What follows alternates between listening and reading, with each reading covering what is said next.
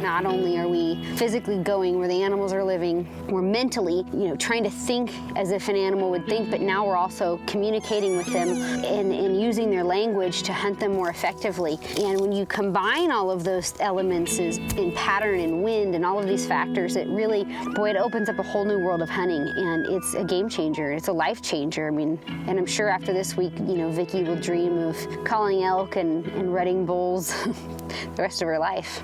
I have to be out in the open space. You put me out there, I'm at home. I've been hunting elk for 2 years. This will be my 3rd time, and I still haven't harvested an elk. You have to be on the top of your game.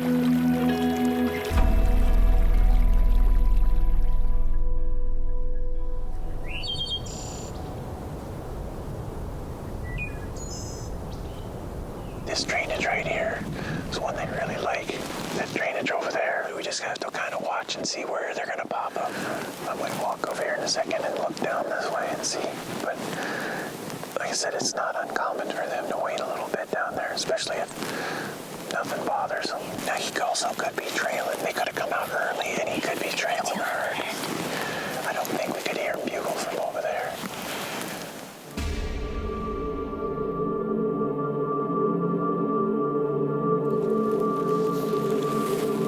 Oh yeah, here comes a bunch of them. It's a big bull in the back there too. Yep. There's a whole lot to elk hunting. I think people sometimes forget. Once you see them, you gotta get close. You gotta make the right calls. You gotta have the right setup. The shooter has to make the right shot. There's just a whole lot of things that can still go in their favor. Yep, so they have all the advantage. They do. And plus, we're hunting them in their living room. Yeah, for sure.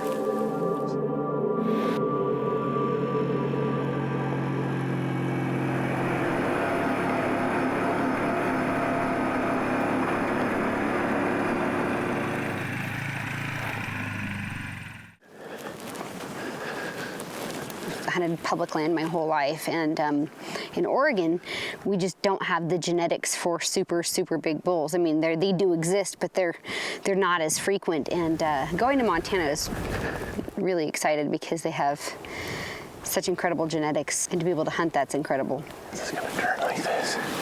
There's a little bench in there. We should be able to hear them.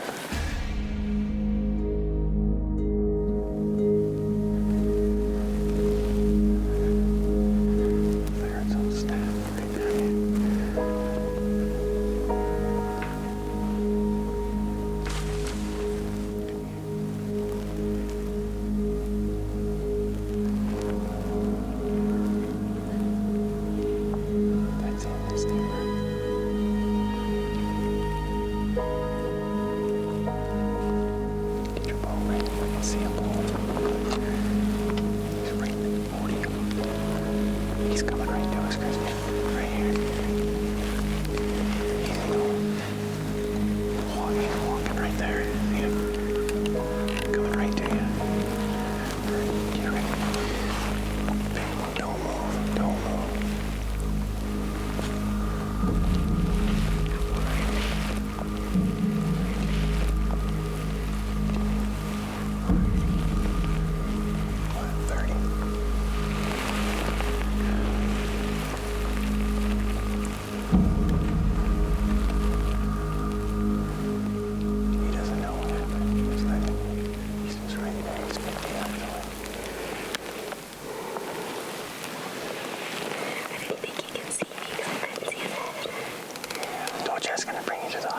I just didn't know I was going to walk right into it.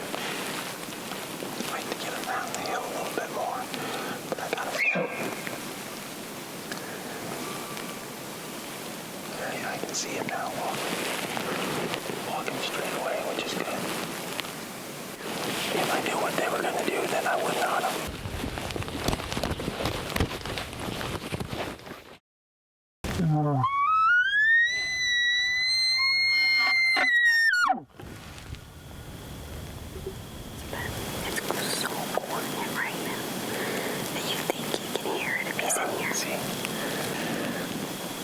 But right now, I think everyone is over there. Is over that hill. I agree. Jordan. I think they all probably moved down.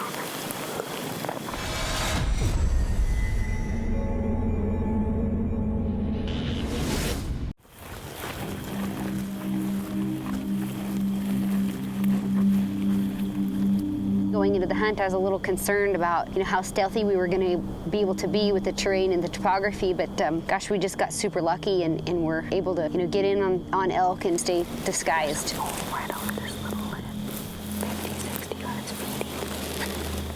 And but he saw us, so he's at it. In the state of Montana alone, the Rocky Mountain Elk Foundation has enhanced or conserved over 700,000 acres. Was he a shooter or no? I would have shot him.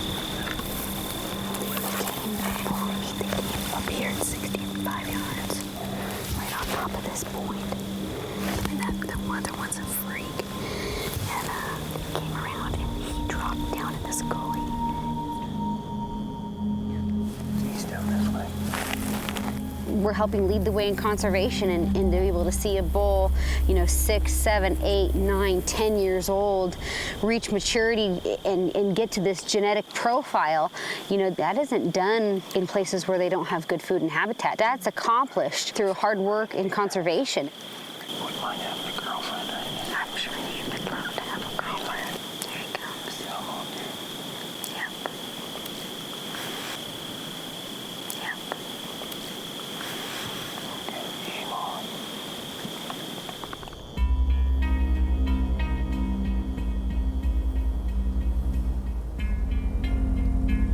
The problem is he knows he can stand there and look across here. So I can't blow any calls until he gets somewhere where he can't see over here. I'm afraid it's going to happen. He's just going to stand over there till dark.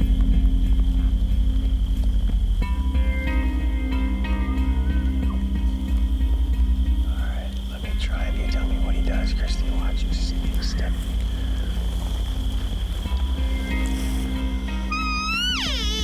He's gonna bugle. He's going that way.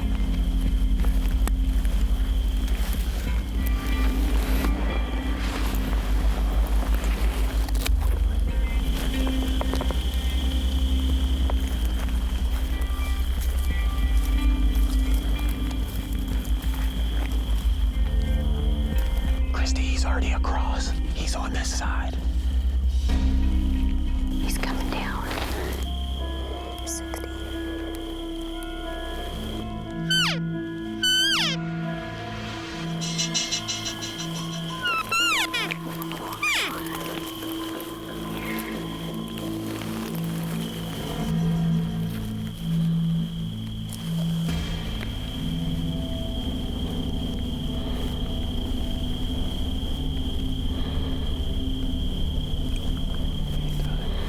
I don't have a shot, and he is quartered to me.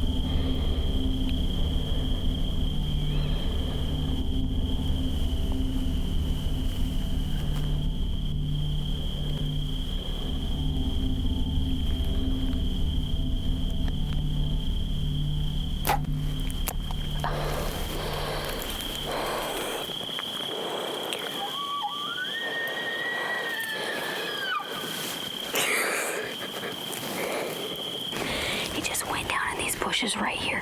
He stopped right here for a second, and then he just went right down in those bushes.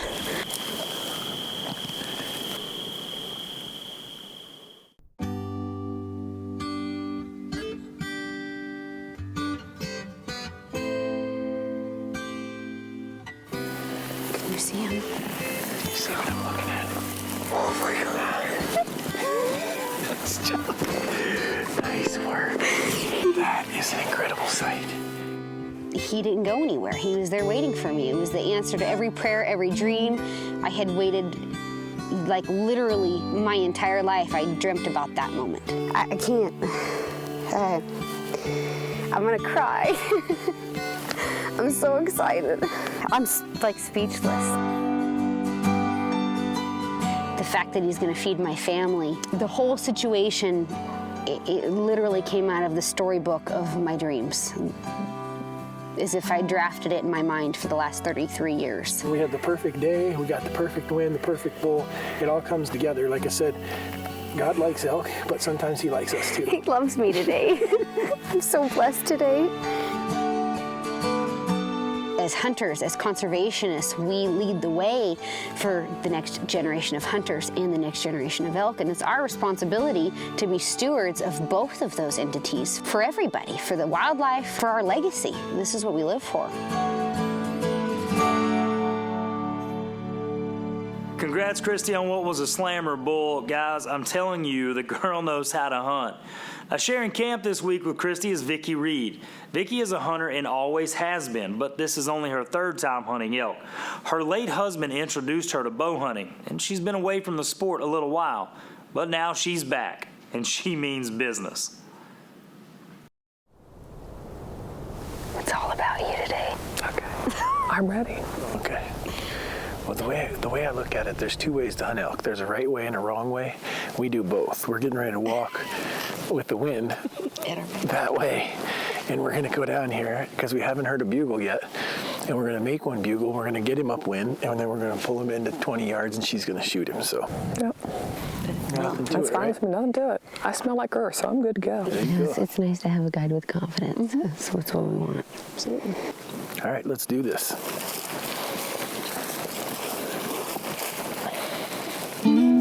Vicki was a fierce competitor in national archery competitions and quite successful. Like Kristy, she also mentors young women who want to get involved in the outdoors. The young girls today don't have a lot of outlet to be out in the woods. A lot of young girls want to, but to have that mentor or that teacher, they need that. There's one real nice bull that we spotted on top of this bench here.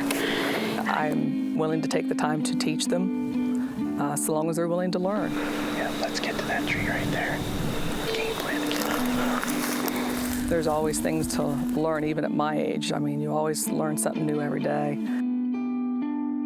It'd be a pretty big honor to call in our first bull. Big honor. Girls helping girls. Well, I really look up to Vicki. She's the kind of gal that has dedicated her life to shooting sports, and in her level of discipline in shooting sports has taken her to this level of national competition where she's, outperforming every other woman in the country. It'd be nice if you guys could set up where you can see over the lip a little bit. Cooperates. It's gonna be one heck of a morning. This is her first archery elk.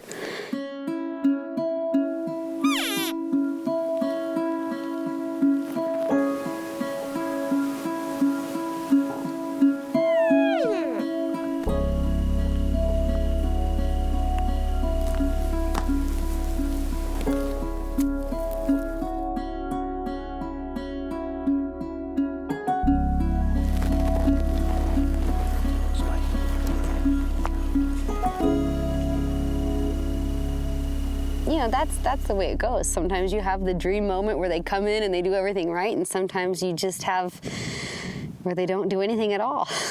Being part of her experience and trying to help her fulfill her own dream, boy, that's just as exciting for me as any other day on the mountain. I mean, just incredible. It seems like it always comes down to the last day, and with Vicki, it was no exception. Kristy and her crew had to take off for another trip, but Vicki had one more evening hunt before she called it quits, and there was absolutely no way she was going down without a fight. We decided to come down to the riverbed with the wind blowing the direction it was at. David had an idea that where the elk might be held up at, and he was right. We've got about 4 or 5 bulls. 4 of them are satellites, one real good one, and about 20 cows. So we're going to march up here to the hill, to the side, and see if we can call one over to us.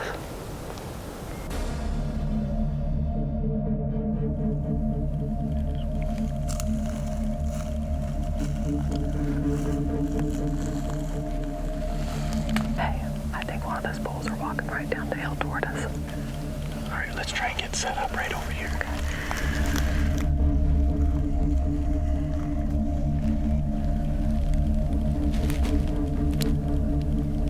Okay, so we can't let him get past that tree right there. Okay. All right. He's walking down the hill right toward us.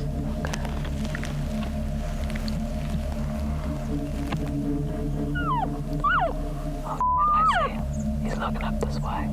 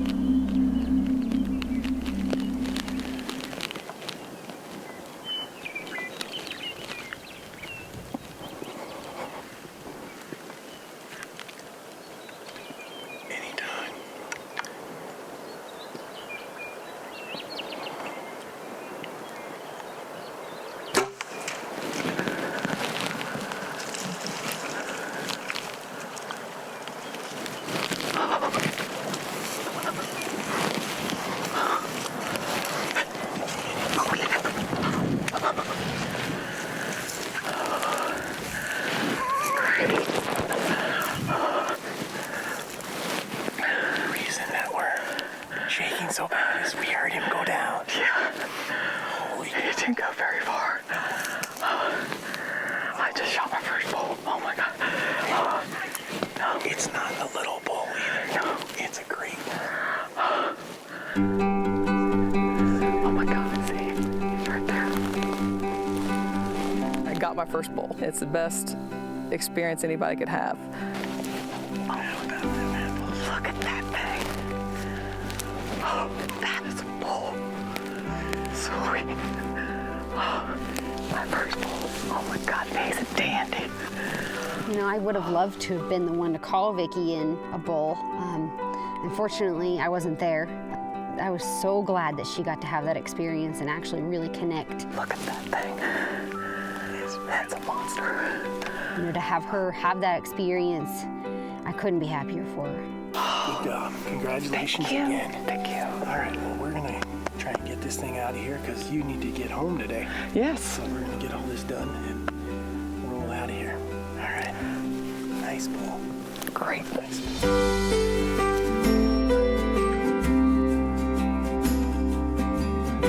You see, sometimes it does happen on the last day.